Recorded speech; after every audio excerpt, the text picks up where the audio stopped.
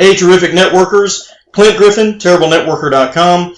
In any network marketing system, there are two types of personalities. And in continuing our Mindset series, we're going to help you determine which of the two you are.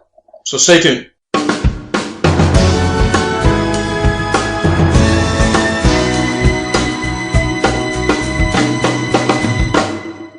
Alright, terrific networkers, we're going to be talking about the two personality types that you're going to find in any network marketing system. You're really going to find this in just about any system that you're dealing with other people with. What are those two personality types? They are introverted personality type and extroverted personality type. Now, none of us really are going to fall 100% into either one of these, but most of us tend to fall more into one than we do into another. Now, it's a well-known fact that 80 to 90% of people that join any network marketing company will either fail at it or they will eventually quit. And this is a very sad fact, but we can begin to glean some understanding of this that might apply to ourselves by looking at this just a little bit closer. So out of those 80 to 90% of people, 60% of those fall into the introverted personality type. The rest, the other 40% of those, fall into semi-extroverts. So let's take a look at those two personality types today, and we'll look at some of the differences, and you'll find that you fall not 100% into one or the other, but you'll fall more into one than you do in the other. Now myself, if you want to know my story, I tended to be an introvert. I still do in a lot of ways. I tend to be an introvert. Now, that may not show on this video, but that's the type of personality that I am. So let's take a look at some of the major differences between those, and this is going to be a short video today, but this is something that you need to seriously analyze so that you understand where you stand when it comes to socializing with other people, especially if you're doing any offline recruiting and network marketing. You need to be able to understand what pushes your buttons and what makes you successful at what you do.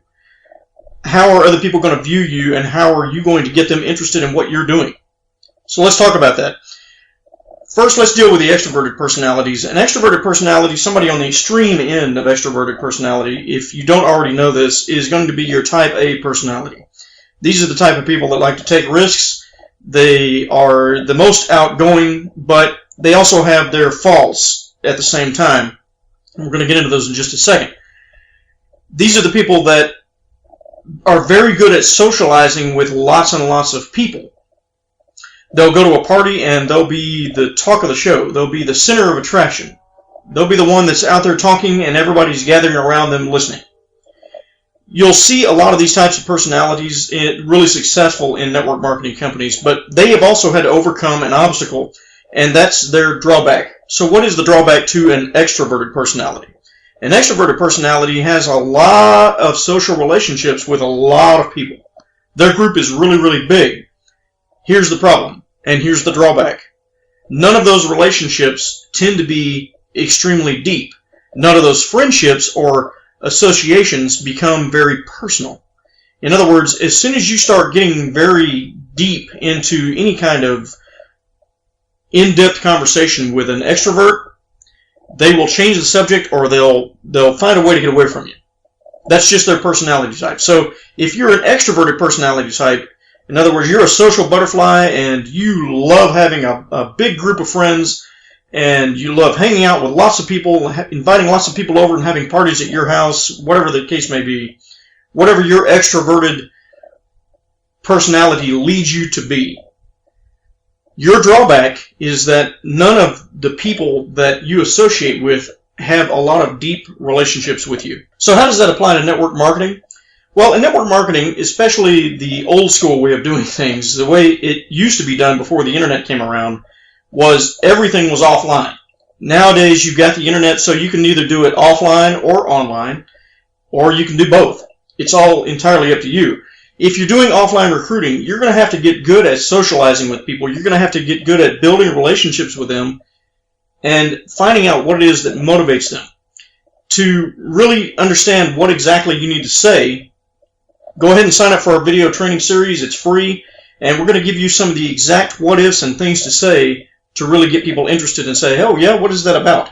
Or they'll ask you questions about what is it that you're doing, or how do I get started, or how does this apply to me? If you're an extroverted personality, you have to stop yourself long enough to realize that some of those relationships with people that you're making social contacts with, be they new relationships or be they people that you've known for years, you have got to make yourself stop long enough to really show genuine interest in them.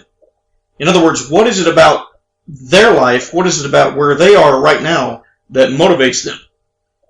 You've got to be able to stop yourself, and instead of having large numbers of social relationships with lots and lots of people in a big, big group, you've got to pick the ones that you really want to work with, and you've got to say, okay, I'm going to stop myself for a second, I'm going to slow down, and I'm going to really get to know them more in depth. I'm going to get to know them for who they are. I'm going to get to know them for what motivates them and why they want to join my company, why they want to join my opportunity. Now let's take the other side of the coin.